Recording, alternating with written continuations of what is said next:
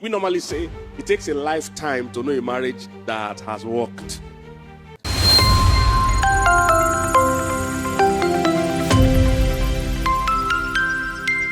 Pastor talked about social norms. So because people post a lot and all those things, so people will look at people's picture and say, this is couple goals. Or you see people that are breaking fundamental biblical, marital principles.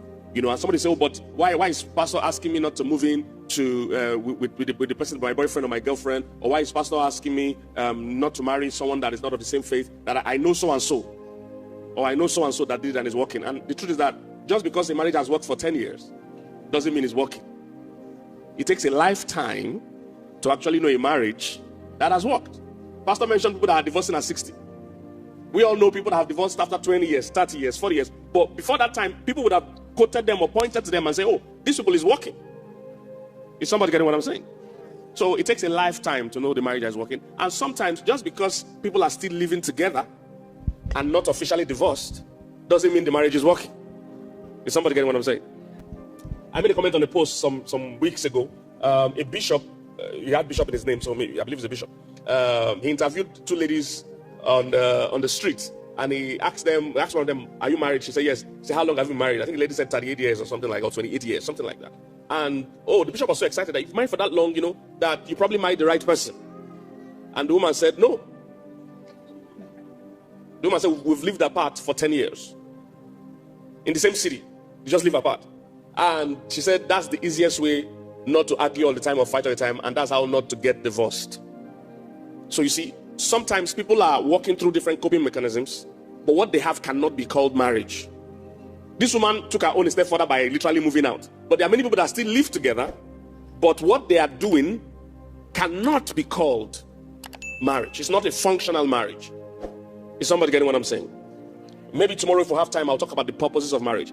But there are people living together, still doing some of the roles of marriage, but what they really have is not the design or the intention of marriage. We're going to go through a few things that most couples will go through.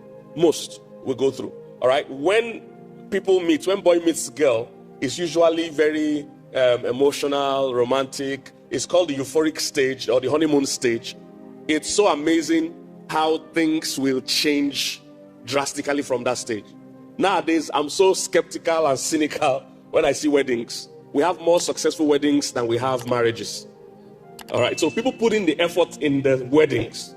They practice all the principles of success in the weddings. They prepare, they consult event planners, they do all kinds of things. So the wedding is successful. People even choreograph their dance. This means they took out time to go and practice. So they put in all the effort in the wedding, but you see little effort in the marriage. When that euphoric stage is gone, and it will go, there is some realities that we set in, and we'll touch a bit about it. The first thing that generally comes to fore or appears when the emotions have waned down a bit is differences. Your differences just comes in. In fact, that is why the most common reason people divorce is called irreconcilable what? Differences. That's why it's the most common thing people use. And usually it's not the differences that are irreconcilable, it's the people that are irreconcilable, not the differences. The differences actually are normal. They are expected, they are required, they are necessary. So the differences are not the issue. It is the people involved that are irreconcilable or that refuse to reconcile, which we will still address as we go on. Jesus called it the hardness of heart. So why did Moses allow you to divorce? He says because of the hardness of your heart. So not the differences, but the first thing you will come in contact with when the emotions have waned, when the euphoric stage has passed, when the honeymoon stage has passed. But that's why in relationship science, we try to make sure people don't get married too quickly, so that euphoric state will wane while you are still in a relationship, so that you know what you are getting into. You will see differences. There are different kinds of differences. In fact, another word for quarrels and fight is differences. So let's settle our differences. I'm just trying to show you. Differences is the first thing that comes up. The difference. First thing that pops up. There are different levels of differences. There is difference in background. There's difference in temperaments, personality type. Then there's difference just because of gender. Just because of gender. All these things will pop up. A lot of the quarreling and fighting the early couple or the couples we face in their early years is tied to differences. That is why they found out most divorces will happen between 0 or between 1 and 7 years. That's where divorces happen. And usually, what is causing, if you check it, is that they couldn't navigate the stage for the differences. So they say it's irreconcilable difference. And you wonder, how did you marry this person in the first place? Because we were blinded at that time. When they say love is blind, it's true. Emotional love is blind. It blinds you from the reality. And when you now come into the reality of the differences, you are now shocked. The minister that spoke, what's your name? Mr. Michael. I know your wife's name is Grace already. I've not met her. You know, he mentioned how, he likes his things organized and all that. My wife will talk about that. That's personality differences. That's temperament differences. That's what couples that you see that divorce 0 to that 7-year mark, they found out is that around that period is differences. We'll deal with the next thing that happens after the 7-year mark upward. But that beginning to that 5-7 years is irreconcilable differences. It pops up, can be background. I have a good friend that shared this story. How that the first early years of their marriage, they had a lot of quarrel. What was causing the quarrel? His wife came from a background where her dad was a retired military officer. So he was very security minded. So every day he makes sure the doors are locked before he goes to bed, make sure everybody's in bed. He's security minded. So he locks all the doors, locks all the windows. So that's the home she grew up in. Now her husband grew up in a polygamous home. There were over 40-something people living in the house. Because he had a lot of wives, a lot of kids, over 40. So when you have up to 40 people living in the house, you do not lock the doors and the windows. Because you don't know who is at home and who is still on the outside. So you do not lock the doors. Doesn't make sense. And there's no security risk because anybody that wants to come and rob a house of 40 people needs to be more than 40.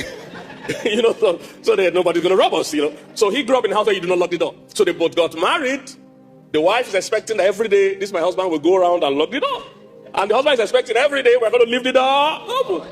So you see, the difference is the first thing you encounter. And you'll be shocked that who did I marry? Who on earth are you? Why are we so different?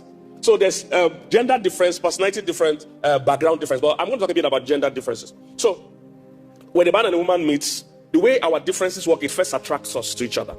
So of course, generally, naturally, men are attracted to women. Women are attracted to men. You like the differences. Then, when you now get into the marriage, you now find out that these same differences will frustrate you.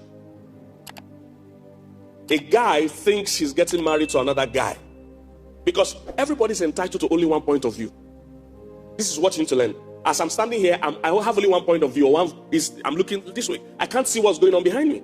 I might be sincere, but that doesn't mean I'm going to see what's going on behind. You have a different point of view. You are looking from here upward. You can't see what's going on behind you. The only way we can bridge the gap is by understanding and communication. If we do not do that, I can think my view is the only view. And it's true, it's the only view I have. But that's not the only view that exists. So when you're a guy, except you are very exposed to knowledge, you will think you married another guy. Your point of view on everything will be from a man's perspective, not knowing that a woman also has a different point of view. Men and women are wired differently. We're created differently. I know the world is so confused about it now. They're trying to make men to be women, women to men. But from scripture and from proven science, everything about us is different. Everything about us is different. Biologically, at least we all agree that biologically and physically we are different. We all agree on that. The woman's body is different. The woman's height is different. Her hair texture, everything is different. Her skin, the softness of her skin, everything is different. Now, but it doesn't just stop in the physical hardware.